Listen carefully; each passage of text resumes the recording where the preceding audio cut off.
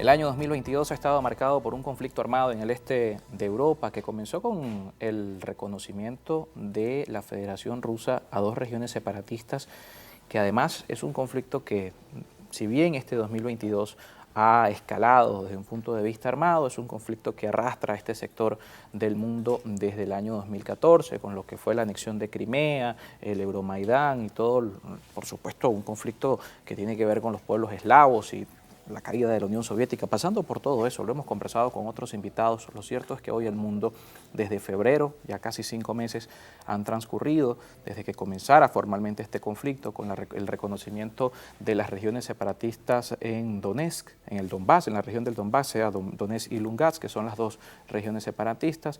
El mundo hoy ha pasado a la preocupación del impacto de este conflicto, que ha dicho Boris Johnson, antes, por supuesto, de dejar de ser primer ministro, que el mundo debía prepararse para un conflicto a largo plazo. No iba a ser un conflicto armado de corta duración, una guerra de 20 días, de 40 días, como han visto en el pasado en algunas zonas del continente europeo, que podríamos estar en puertas incluso de la Tercera Guerra Mundial.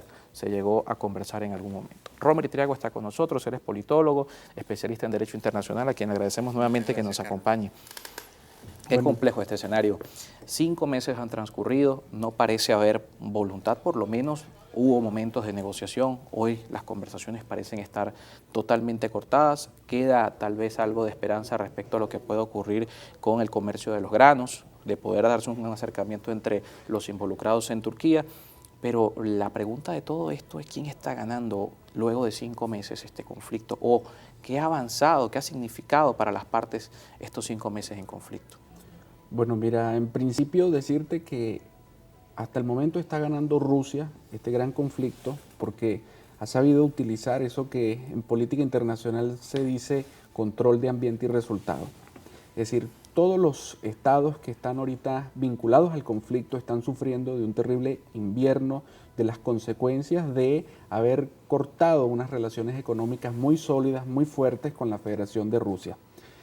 El problema central, me parece, es que el mundo ha pasado de estar dentro de una configuración, dentro de un orden, dentro de esas reglas de juego, para entrar en, vamos a decirlo, en un ambiente proclive a la ebullición de los autoritarismos.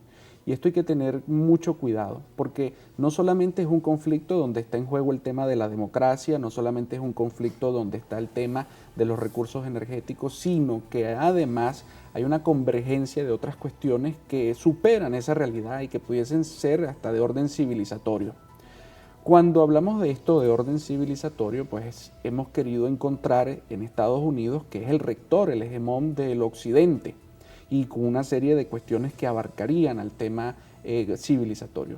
Pero al ser Estados Unidos uno de los que ha propiciado este conflicto y al ser uno de los que ha upado a que otras naciones se sumen, pues el mundo ha entrado en una dinámica totalmente, vamos a decir, abrupta. Ahora, y esto lo registramos recientemente con el Consejo Estratégico de la OTAN, que acaba de celebrarse una cumbre. Este octavo y nuevo concepto estratégico te habla del mundo que viene, y es un mundo de cambio, es un mundo de conflicto. No hay ningún Estado, vamos a decir, proclive a la paz. Habrá sus muros de contenciones porque no todos los miembros de la OTAN están de acuerdo con que se vaya a un conflicto de esta escalada, pero la OTAN ya no es una organización defensiva. Ahora es una organización que reconoce su naturaleza nuclear y pone en temas de agenda que están fuera del alcance del Atlántico Norte. Es decir, estamos hablando de una organización que se traspasa al orden global.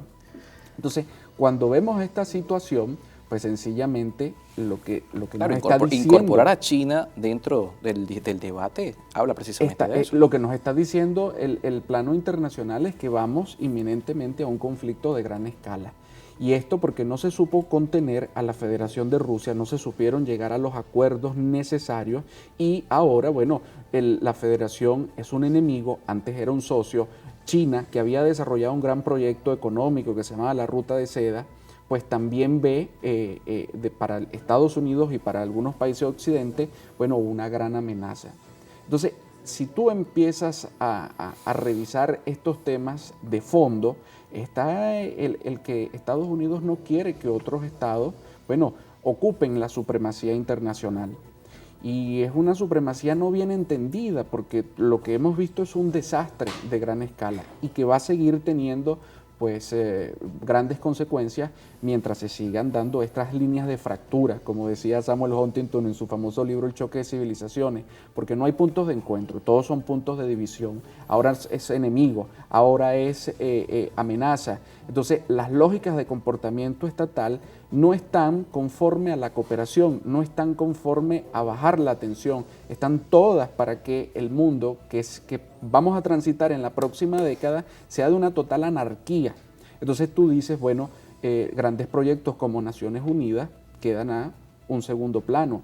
La Agenda 2030... El multilateralismo queda en un segundo plano. El multilateralismo entendido en términos de paz, porque lo que estamos viendo es eso que ellos llaman un mundo pluripolar. Hay distintos polos y distintos estados con variadas capacidades que pueden incidir para golpear lo que hasta ahora ha construido la humanidad. Pero fue precisamente una de las críticas que se hizo en este contexto de conflicto armado, que el multilateralismo en términos de paz, la ONU, creada después de la Segunda Guerra Mundial, la OTAN, creada en 1949, no habían sido efectivas como organizaciones tanto de defensa como también de espacios de debate de los problemas del mundo para contener este tipo de escenarios. Esto que ocurrió en junio, que además los medios han reseñado, es la modificación más importante que se da en la OTAN desde su fundación.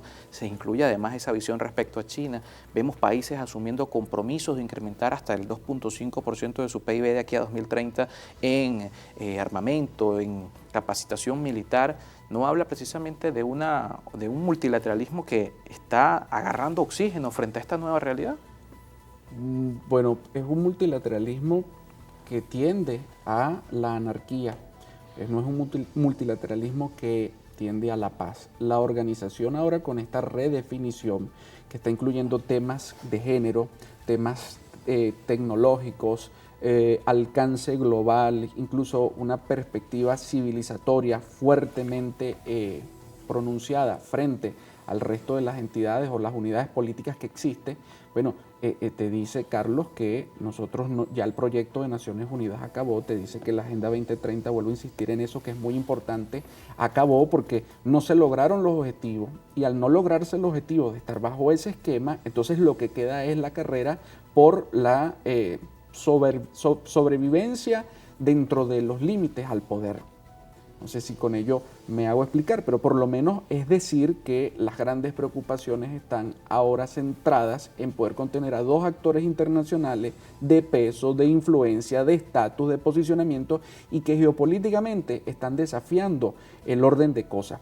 Si bien es cierto entre la época de la Unión Soviética y la Guerra Fría fue la contención entre Occidente y lo que significó pues Rusia como tal en su gran proyecto ideológico, hoy día es la contención a el desarrollo que está teniendo China y que está trasladando ese pivote geográfico, ese centro de la Tierra hacia sus aproximaciones para bueno, decir que es el nuevo rector del sistema. Eso es lo que está pasando y lamentablemente los estados parece que no lo están entendiendo. Si los estados hubiesen entendido esta dinámica, por supuesto que el concepto estratégico de la OTAN tiene contención por parte de sus miembros.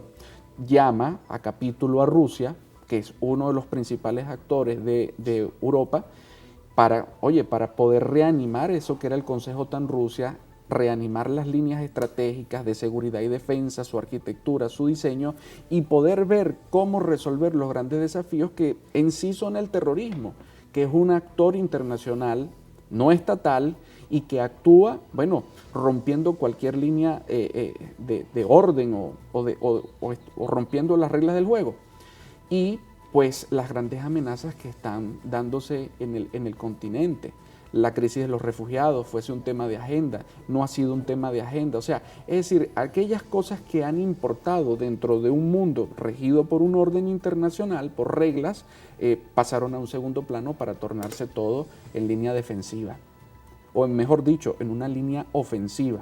Porque dentro de esa concepción del realismo político, si tu naturaleza es defensiva, tú tiendes a la cooperación. No quiere decir que el conflicto no se vaya a dar, pero por lo menos está alejado de una realidad inminente. En cambio, cuando pasas a una realidad ofensiva, al decir de que ya tú tienes una naturaleza nuclear y que vas a mostrar los dientes frente a cualquier movimiento, oye, estamos en un mundo de total inestabilidad. Y estas consecuencias, fíjate que se están viendo ya con los gobiernos que están dentro del Atlántico Norte. Ya Boris Johnson cayó, se vio obligado porque ninguna de las medidas que se tomaron en favor de Ucrania beneficiaba a Reino Unido cuando, por supuesto, Reino Unido necesitaba del flujo comercial que tenía con la Federación de Rusia. Hay crisis política en Italia. Hay crisis Macron con el Parlamento no tiene buenas relaciones. Macron ha declarado una economía en guerra. Es primera vez que se hace este tipo de declaraciones y que te dice, bueno, señores, o se ponen de acuerdo porque el invierno viene y los va a arrasar, o sufren las consecuencias. Y fíjate tú que una de las cosas más importantes, haciendo un paralelismo un poco ortodoxo, es el hecho de que a Hitler no le funcionó la guerra en invierno. Y este conflicto que han creado no va a funcionar tampoco en invierno.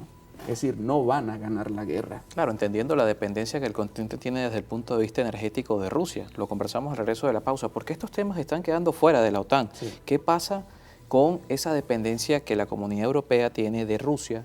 Que además Rusia, más allá de lo que puede ocurrir con esa relación de dependencia, es uno de los principales productores de petróleo del mundo, del gas, y también impacta desde el punto de vista alimentario, que no se menciona dentro de lo que plantea la OTAN de ese escenario en los próximos 10 años. Y son impactos que está viendo la sociedad del día de hoy, con la cifra de inflación que vemos en los Estados Unidos, lo que ocurre en España, que también no lo mencionamos, pero España también está viviendo una coyuntura económica bastante compleja. Romer Itriago está con nosotros, politólogo y también especialista en Derecho Internacional. Hacemos un corte y seguimos con más.